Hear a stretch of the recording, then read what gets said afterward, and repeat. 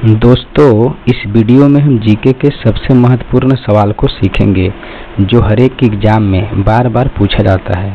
तो चलिए प्रश्न को स्टार्ट करते हैं और मैं आपसे कोशिश करता हूं कि आप इस वीडियो को लास्ट तक जरूर देखना, जिससे कि आप इस प्रकार के हर एक सवाल को आप अच्छे से सीख जाएं। तो चलिए प्रश्न को शुरू करते हैं। यहाँ पे पहला प्रश्न लिखा हुआ है कि मनुष्य ने सर्वप्रथम किस धातु का प्रयोग किया था। ऑप्शन ए है लोहा, बी है तांबा, सी है जिंक और डी है चांदी। तो इसका राइट आंसर हो जाएगा ऑप्शन नंबर बी, तांबा। अगर आपसे पूछेगा कि तांबा का संकेत क्या होता है तो इसका सही आंसर हो जाएगा Cu।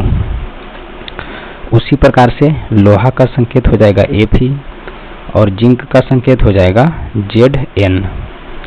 ठीक उसी प्रकार से चांदी का संकेत हो जाएगा Ag। तो आई होप कि आपको चारों ऑप्शन अच्छे से समझ में आ गया होगा। तो चलिए प्रश्न को अब आगे बढ़ाते हैं। दूसरा नंबर प्रश्न लिखा हुआ है कि राष्ट्रगान को कितने सेकेंड में गाया जाता है। ऑप्शन ए है 65 सेकेंड, बी है 55 सेकेंड, सी है 52 सेकेंड और डी है कोई नहीं। तो इसका राइट आंसर हो जाएगा ऑप्शन नंबर सी, यानी कि 52 सेकेंड। अगर आपसे पूछेगा कि राष्ट्रीय गीत कितने सेकेंड में गाया जाता है तो इसका राइट आंसर हो जाएगा 65 सेकेंड, यानी कि राष्ट्रीय गीत हमारा 65 सेकेंड में गाया जाता है। तो चलिए प्रश्न को अब आगे बढ़ाते हैं।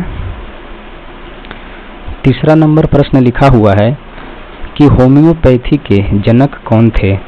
ऑप्शन ए है रॉबर्ट हुक, बी है हैनीमन, सी है न्यूटन और डी है एडम स्मिथ। तो जो ऑप्शन नंबर ए लिखा हुआ है रॉबर्ट हुक, ये हमारे कोशिका के जनक थे। अगर आपसे पूछेगा कि कोशिका का खोज किसने किया था तो ये किए थे हमारे रॉबर्ट हुक।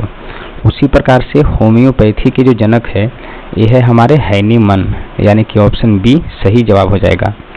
उसी प्रकार से न्यूटन जो है ये हमारे गुरुत्वाकर्षण के नियम दिए थे, गुरुत्वाकर्षण। उसके अलावा गति के नियम भी न्यूटन ही दिए थे। अगर आपसे पूछेगा कि अर्थशास्त्र के जनक कौन है तो ये हो जाएगा हमारा एडम स्मिथ। ये हमारे अर्थशास्त्र के जनक थे। तो चलिए प्रश्न को अब आगे बढ़ाते हैं। 4 नंबर प्रश्न लिखा हुआ है कि अंतरिक्ष में सर्वप्रथम किसको भेजा गया था। ऑप्शन ए है बिल्ली, बी है बंदर, सी है कुत्ता और डी है खरगोश। तो इसका राइट आंसर हो जाएगा ऑप्शन नंबर सी, यानी कि कुत्ता। तो चलिए प्रश्न को आगे बढ़ाते हैं। 5 नंबर प्रश्न लिखा हुआ है कि गोपाल कृष्ण गोखले किसके राजनीतिक गुरु थे। ऑप्शन नंबर ए है स्वामी विवेकानंद, बी है सिकंदर, सी है सुभाष चंद्र बोस और डी है महात्मा गांधी। तो जो स्वामी विवेकानंद के गुरु थे वो थे रामकृष्ण परमहंस।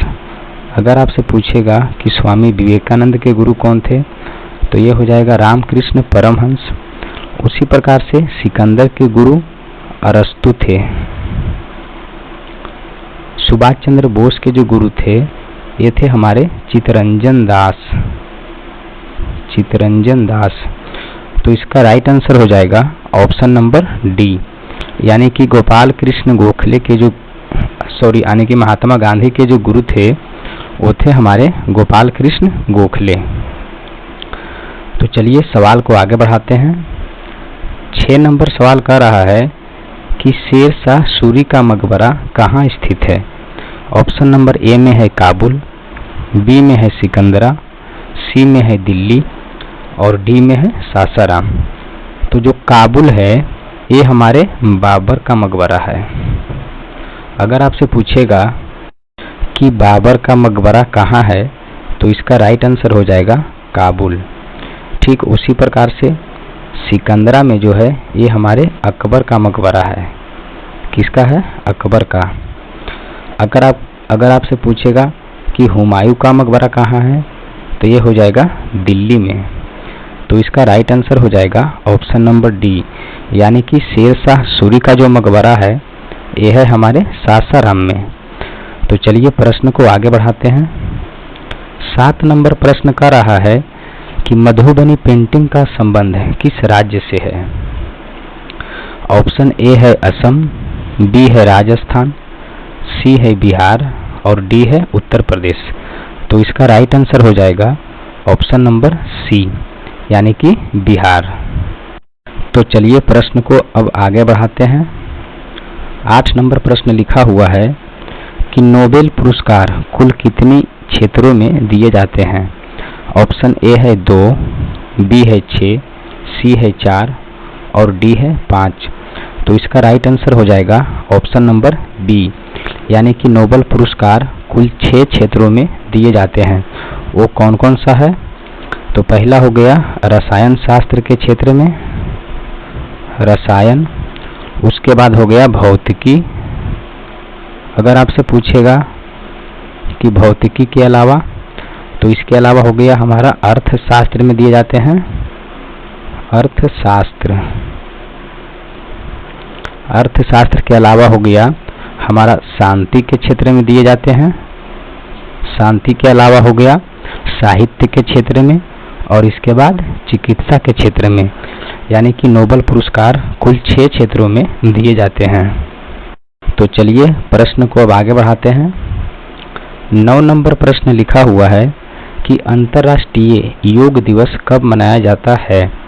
ऑप्शन ए है 28 फरवरी, बी है 12 फरवरी, सी है 1 अप्रैल और डी है 21 जून। तो जो 28 फरवरी है ये हमारे विज्ञान दिवस मनाए जाते हैं, 28 फरवरी को विज्ञान दिवस। उसी प्रकार से 12 जनवरी को ये मनाया जाता है राष्ट्रीय युवा दिवस। अगर आपसे पूछेगा कि राष्ट्रीय युवा दिवस कब मनाया जाता है, तो ये हो जाएगा 12 जनवरी को। 1 अप्रैल को आप सभी को पता होगा कि मूर्ख दिवस मनाया जाता है हमारे 1 अप्रैल को। तो इसका राइट आंसर हो जाएगा ऑप्शन नंबर डी, यानी कि योग दिवस जो है ये हमारे 21 जून को मनाया जाता है। चलिए अगला प्रश्न को देखते हैं। लिखा हुआ है कि टाइटन किसका उपग्रह है। ऑप्शन ए है मंगल, बी है शनि, सी है पृथ्वी और डी है बुध। तो जो ऑप्शन ए लिखा हुआ है मंगल, इसके 2 उपग्रह है, एक है फोबोस और एक है डीमोस। फोबोस और एक डीमोस। उसके अलावा शनि का जो सबसे बड़ा उपग्रह है ये है टाइटन। तो इसका राइट आंसर हो जाएगा option number B. Option number C में लिखा हुआ है पृथ्वी। तो पृथ्वी का एकमात्र उपग्रह है वो है हमारे चंद्रमा। अगर आपसे पूछेगा कि पृथ्वी के उपग्रह का क्या नाम है, तो ये हो जाएगा चंद्रमा। ठीक उसी प्रकार से बुध और इसके अलावा एक शुक्र, ये दोनों ऐसा ग्रह है जिसके पास एक भी उपग्रह नहीं है, यानी कि बुध और शुक्र के पास अपना खुद का उपग्रह नहीं है। तो चलिए अगला प्रश्न को देखते हैं। 11 नंबर प्रश्न का रहा है कि इस्लामाबाद किसकी राजधानी है। ऑप्शन ए है भूटान, बी है चीन, सी है पाकिस्तान और डी है अफगानिस्तान। तो भूटान की जो राजधानी है ये है हमारा थिम्पू, थिम्पू। उसी प्रकार से चीन की जो राजधानी है ये है बीजिंग, बीजिंग। पाकिस्तान का जो राजधानी है ये है हमारा इस्लामाबाद। तो इसका राइट आंसर हो जाएगा ऑप्शन नंबर सी। अगर आपसे पूछेगा कि अफगानिस्तान का राजधानी कहाँ है, तो ये हो जाएगा काबुल, यानी कि ऑप्शन नंबर डी। तो इसका राइट आंसर हो जाएगा पाकिस्तान, यानी कि ऑप्शन नंबर सी। तो चलिए प्रश्न को अब आगे बढ़ाते हैं। 12 नंबर प्रश्न लिखा हुआ है कि अंतरिक्ष से पृथ्वी दिन में कैसा दिखाई देता है। ऑप्शन ए है काला, बी है हरा, सी है नीला और डी है लाल। तो इसका राइट आंसर हो जाएगा ऑप्शन नंबर सी, यानी कि अंतरिक्ष से पृथ्वी नीला दिखाई देता है। चलिए प्रश्न को आगे बढ़ाते हैं। 13 नंबर प्रश्न लिखा हुआ है कि गोबर गैस में मुख्य रूप से क्या होते हैं। ऑप्शन ए है CO2, बी है CFC, सी है HE और ऑप्शन नंबर डी है CH4। तो CO2 है, इसको हम कार्बन डाइऑक्साइड भी बोलते हैं। CFC को क्लोरोफ्लोरोकार्बन बोलते हैं। उसी प्रकार से HE जो है इसको हम हीलियम बोलते हैं। तो इसका राइट आंसर हो जाएगा ऑप्शन नंबर डी, यानी कि गोबर गैस में जो पाया जाता है ये हमारा मीथेन पाया जाता है, और ये मीथेन का सूत्र क्या होता है, CH4। मीथेन का जो फॉर्मूला होता है ये होता है हमारा CH4। तो चलिए प्रश्न को आगे बढ़ाते हैं। 14वां नंबर प्रश्न का रहा है कि उगते सूर्य का देश किसे कहा जाता है। ऑप्शन ए है नॉर्वे, बी है जापान, सी है चीन और डी है कोई नहीं। तो नॉर्वे जो है इसको हम डूबते हुए सूर्य का देश कहते हैं। उसी प्रकार से जापान को हम बोलते हैं उगते हुए सूर्य का देश। तो ये हो जाएगा इसका राइट आंसर, यानी कि बी हो जाएगा सही जवाब। अगर आपसे पूछें कि चीन को क्या कहा जाता है, तो चीन को कहा जाता है एशिया का मरीज। क्या कहा जाता है, एशिया का मरीज। तो चलिए प्रश्न को अब आगे बढ़ाते हैं। 15 नंबर प्रश्न लिखा हुआ है कि रक्त का लाल रंग किसके कारण होता है। ऑप्शन ए है क्लोरोफिल, बी है कैरोटीन, सी है हीमोग्लोबिन और डी है कोई नहीं। तो देखिए पत्ते का जो हरा रंग होता है ये होता है हमारा क्लोरोफिल के कारण। उसी प्रकार से पत्ते का जो पीला रंग होता है ये होता है कैरोटीन के कारण। अगर आपसे पूछे कि रक्त का जो रंग लाल होता है ये होता है हमारा हीमोग्लोबिन के कारण, यानी कि ऑप्शन सी हो जाएगा सही जवाब। चलिए प्रश्न को आगे बढ़ाते हैं। 16 नंबर प्रश्न लिखा हुआ है कि गोल्डन फाइबर किसे कहा जाता है। ऑप्शन ए है पेट्रोलियम, बी है कोयला, सी है हीरा और डी है जूट। तो जो ऑप्शन ए है पेट्रोलियम, इसको हम द्रव सोना के नाम से जानते हैं। क्या बोलेंगे, द्रव सोना। ठीक उसी प्रकार से कोयला को हम काला सोना बोलते हैं। क्या बोलते हैं, काला सोना। अगर आपसे पूछेगा हीरा, तो हीरा हमारा कार्बन का एक अपरूप माना जाता है, यानी कि हीरा जो है एक कार्बन का एक अपरूप है। तो इसका राइट आंसर हो जाएगा ऑप्शन नंबर डी, यानी कि गोल्डन फाइबर जूट को कहा जाता है। तो चलिए प्रश्न को आगे बढ़ाते हैं। 17 नंबर प्रश्न लिखा हुआ है कि शुद्ध जल का pH मान कितना होता है।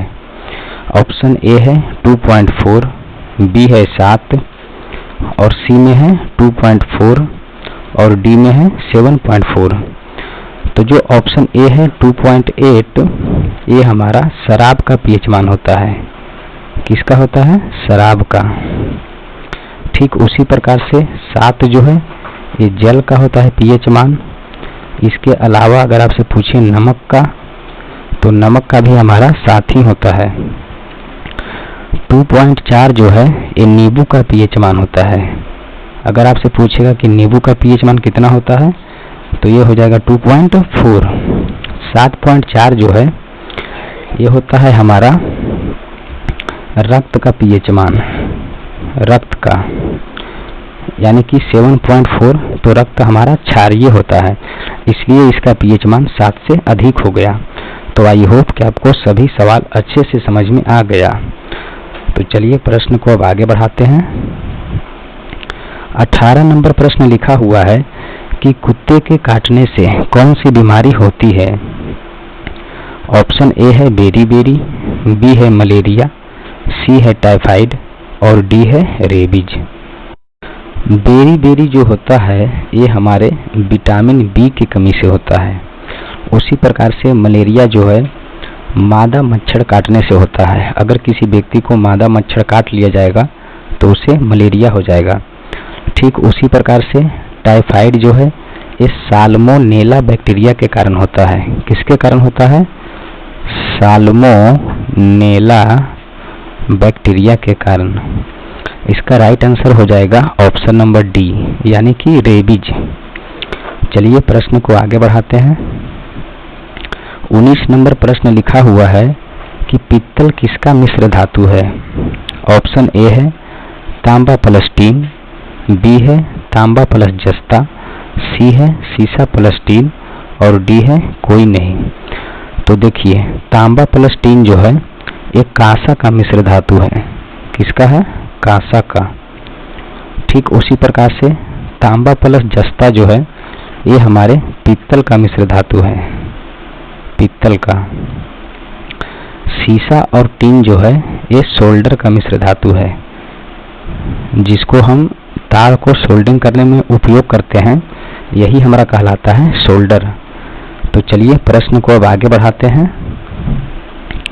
20 नंबर प्रश्न लिखा हुआ है कि आकाश का रंग नीला किसके कारण दिखाई देता है। ऑप्शन ए है प्रकाश का अपरिवर्तन, बी है प्रकाश का परिवर्तन, सी है प्रकाश का प्रकीर्णन और डी है प्रकाश का वर्ण विक्षेपण। तो देखिए प्रकाश के अपवर्तन के कारण हमारे आकाश में जो तारे हैं वो टिमटिमाते हैं। उसी प्रकार से प्रकाश का जो परावर्तन है इसके कारण हम अपनी तस्वीर को आईने में देख सकते हैं। तो वहाँ हमारा क्या होता है? प्रकाश का परावर्तन होता है। प्रकाश के प्रकीर्णन के कारण ही आकाश का जो रंग है वो नीला दिखाई देता है। तो ये हो जाएगा ऑप्शन नंबर सी सही जवाब।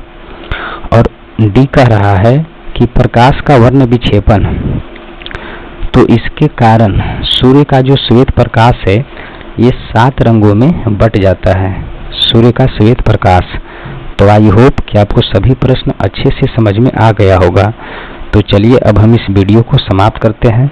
अगर आपका ये वीडियो अच्छा लगा तो हमारे चैनल को सब्सक्राइब जरूर करें। तब तक के लिए धन्यवाद।